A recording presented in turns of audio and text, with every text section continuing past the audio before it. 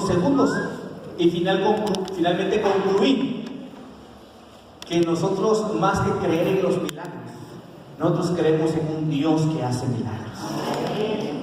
Porque los milagros, ¿se acuerdan cuando en Egipto? ¿Se acuerdan cuando Moisés iba a rescatar al pueblo de Israel? Y hizo algunas maravillas. ¿Qué sucedió con el faraón? ¿Qué dijo el faraón? Yo también puedo. Y llamó a sus magos. Y también sucedían milagros. Aquí el punto, nosotros me encanta esta alabanza. Porque nosotros creemos, no dice yo creo en los milagros, dice creo en un Dios. Creo en un Dios que hace milagros, el Dios de milagros. Y hermanos, hoy Dios sigue hablando en nuestra vida de diferente forma y de diferente manera. Y Dios se manifiesta a través de diferentes formas, diferentes maneras. Pero una de las maneras y formas en las que Dios interviene en nuestra vida y en la vida del mundo en el que vivimos es a través de la oración. Porque ese Dios al que nosotros creemos, el Dios que hace milagros, solamente podemos ir hacia Él a través de la oración. Y digo solamente porque hoy en día se buscan muchas maneras para llegar a Dios. Cuando el Señor Jesucristo abrió el velo, ¿se acuerdan? A través de su muerte en la cruz. Abrió el velo de que estaba ahí en el templo, que era el simbolismo, ¿verdad? De que solamente el sumo sacerdote entraba al lugar santísimo. Pero que ahora todos nosotros podemos llegar ante el trono de la gracia de Dios y llegar confiadamente a través de la oración. Usemos ese recurso, hermanos, que tenemos, esa arma poderosa de la oración. ¿Qué sucede cuando oramos? ¿Qué sucede cuando oramos? Suceden cosas extraordinarias. Vamos, hermanos, al libro de de Nehemías. Vamos al libro de Nehemías. Dije Isaías, ¿verdad? No, vamos al libro de Nehemías.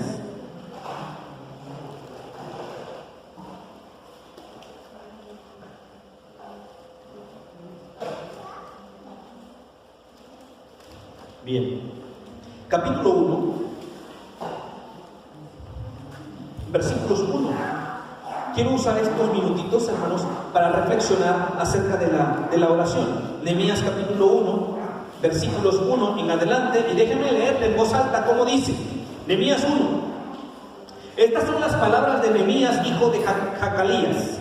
En el mes de Quisleu del año 20, estando yo en la ciudadela de Susa, llegó Hananí, uno de mis hermanos, junto con algunos hombres de Judá. Entonces le pregunté por el resto de los judíos que habían librado del desierto, que se habían librado del desierto, y por Jerusalén. Y ellos me respondieron: los que se liberaron del desierto y se quedaron, los que se liberaron del destierro y se quedaron en la provincia, están enfrentando una gran calamidad y humillación. La muralla de Jerusalén sigue derribada, con sus puertas consumidas por el fuego. Hay una pregunta que hace Nehemías. ¿Cuál es la pregunta que hace Nehemías? ¿Cuál es la pregunta que hace Nehemías?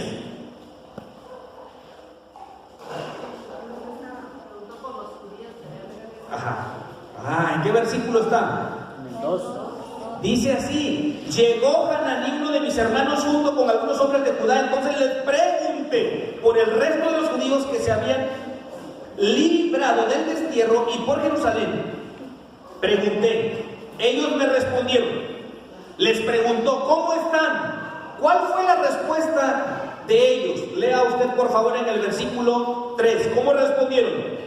Y me dijeron: el remanente, los que quedaron de la cautividad allí en la provincia, están en gran mal y afrenta. Hasta ahí. ¿Cómo están el remanente? ¿Cómo están aquellos que quedaron? ¿Cómo están los judíos que se habían escapado ahí en Jerusalén? Aquel remanente, ¿cómo estaba? ¿Cuál es el reporte? Están mal, sufriendo. Dice en la versión 60 que estaban en gran mal y afrenta. La nueva versión lo traduce de esta manera: están en gran calamidad y humillación. es interesante, hermano, porque la situación que estaba pasando, el remanente, el grupo, el pueblo de Dios, estaban en gran afrenta y calamidad. Y quizás algunos de nosotros hemos pasado también así, o incluso en este momento estás en gran afrenta y calamidad.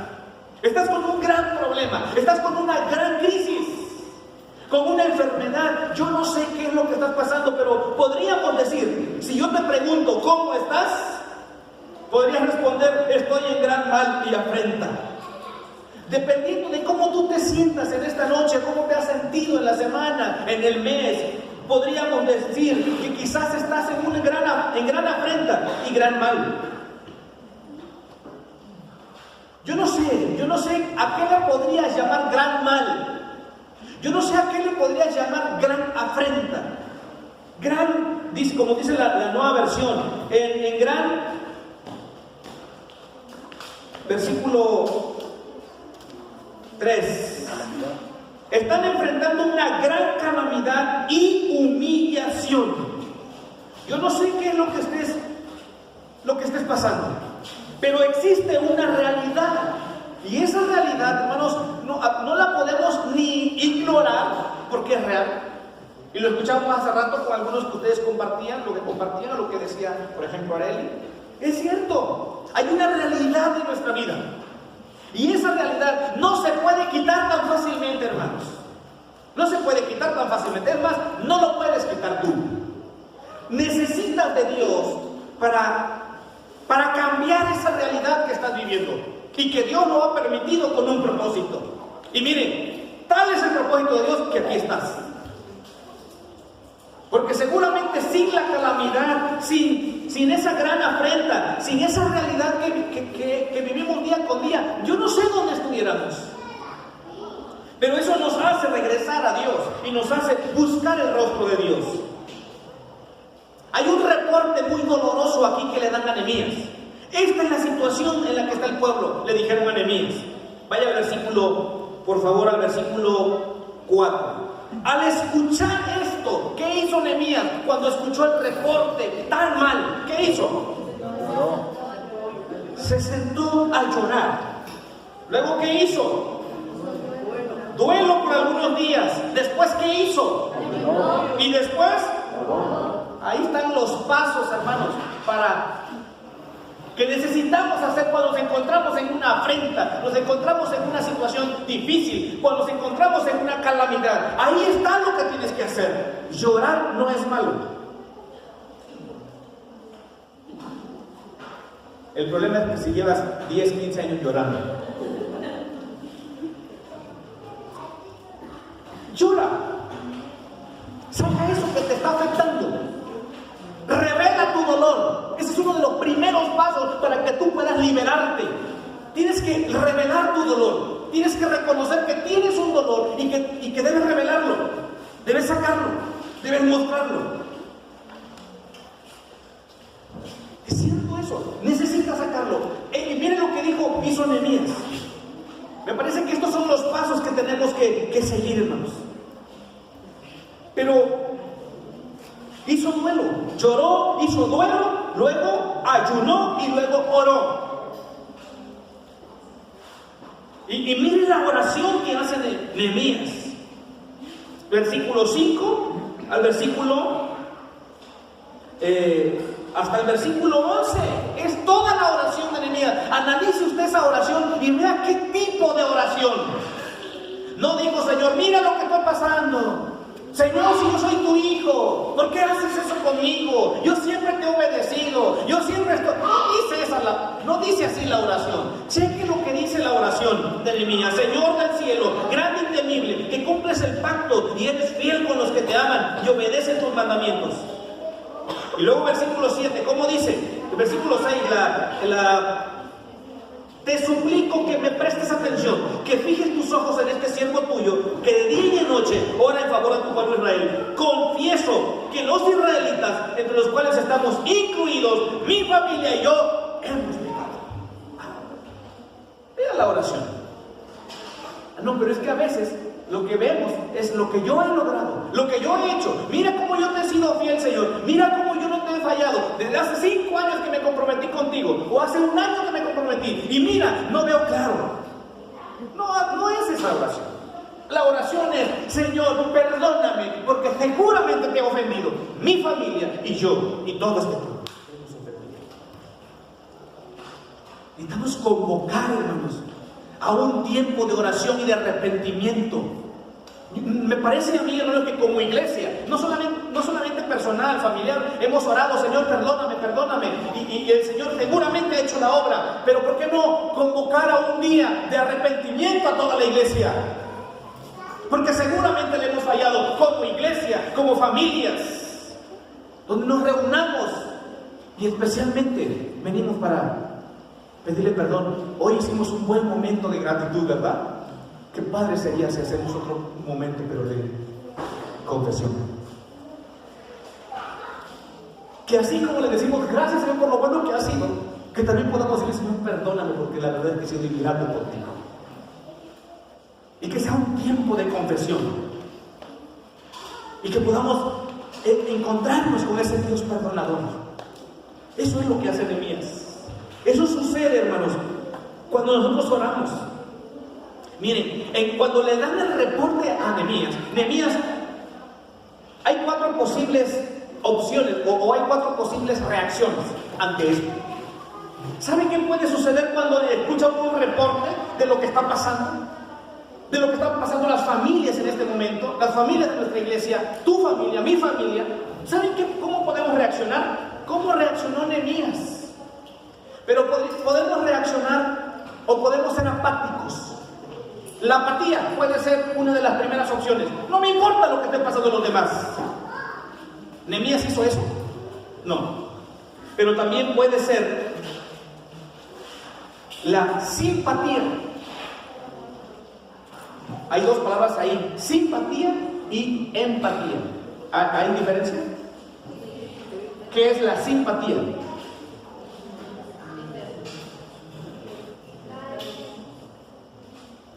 ¿Qué es simpatía? ¿Que te cae bien? Ok, simpatía, coincides con otra persona, dice Beca. ¿Qué más? Simpatía. Cuando decimos debes tener simpatía. Es agradable, es agradable. Ok. ¿Y empatía? Ponerse en los zapatos de alguien más. Miren, apatía, simpatía, empatía o misericordia. ¿Qué tuvo Nehemías? Misericordia. Lo último, misericordia. Se conmovió y hizo algo. Empezó a orar. Miren, hermanos, eso es lo que tenemos que hacer nosotros. Por eso nos reunimos, por eso estamos aquí, porque tenemos misericordia también de lo que está pasando alrededor, de nuestra vida, de nuestra familia, de nuestro país. Necesitamos orar. Y cuando tú oras por alguien, estás teniendo misericordia. Cuando tú oras por alguien, estás teniendo misericordia. Y obviamente que también empatía, pero más que empatía es misericordia. Y miren lo que hace Nehemías. Cuando nosotros empezamos a orar, hermano, lo primero que hacemos o logramos es identificar los problemas que están pasando, con que estamos pasando. Dice el versículo 3: ellos me respondieron: los que se libraron del destierro y se quedaron en la provincia están enfrentando una gran calamidad y humillación. La muralla de Jerusalén sigue derribada, con sus puertas consumidas por el fuego. Cuando oramos, podamos identificar cuál es el problema real que estamos pasando. Pero luego en el versículo 4 dice, versículo 4: al escuchar esto me senté a llorar, hice duelo por algún día, ayuné y oré al Dios del cielo. Y le dije: Señor, reconocemos, te suplico que me prestes atención, pero confieso que hemos pecado.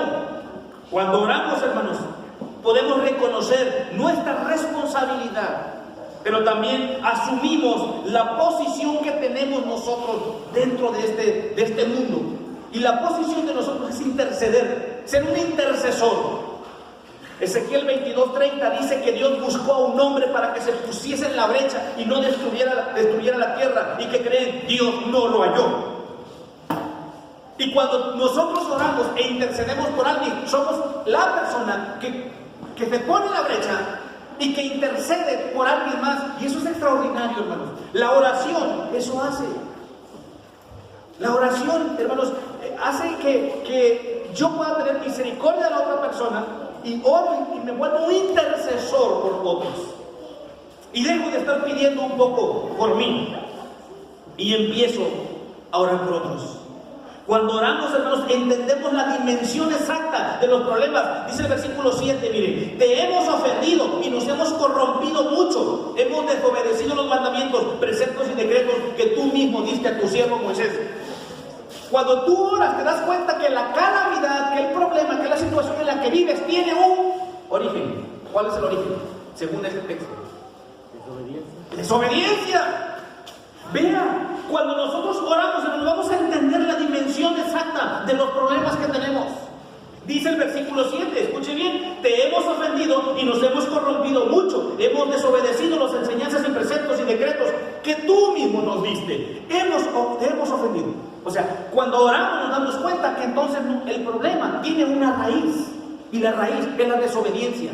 La raíz es que nos hemos alejado de los preceptos de Dios. Nos hemos alejado de Dios. Esa es la raíz del problema. Pero ¿saben cuándo llegamos a esa conclusión? Cuando nosotros oramos. Y el versículo 10 dice, ellos son tus siervos y tu pueblo al cual redimiste con gran despliegue de fuerza y poder. Señor, te suplico que escuchen nuestra oración, pues somos tus siervos y nos complacemos en honrar tu nombre, y te pido que a este siervo tuyo le concedas tener éxito y ganarse el favor del rey. Cuando oramos, visualizamos un futuro diferente. ¿Sabes cuál es el futuro que Nehemías estaba visualizando? Miren, te pido que a este siervo tuyo le concedas tener éxito y ganarse el favor del rey. Cuando oramos, percibimos un futuro diferente. Éxito. Pero no se va a percibir si seguimos cruzados de manos no haciendo nada. La oración hace cosas extraordinarias. Sigamos, hermanos, orando firmemente. Sigamos fielmente al Señor y no dejemos de orar. Y si mañana tenemos otro tiempo de oración el domingo en la tarde, vengamos. Y si el lunes, y si el martes, y si el viernes nos juntamos para orar, vengamos. Porque necesitamos. Porque la oración de fe hará cosas extraordinarias. Dios les bendiga.